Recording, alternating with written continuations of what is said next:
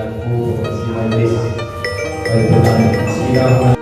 Semoga apa yang sedang lakukan untuk murid-murid, untuk sekolah akan diberkati, akan mendapat berkatan oleh Allah SWT.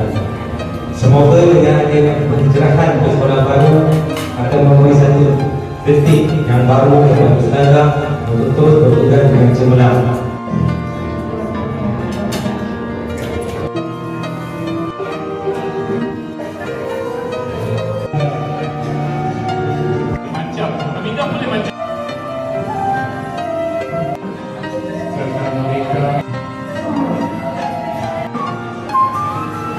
Oke, baiklah.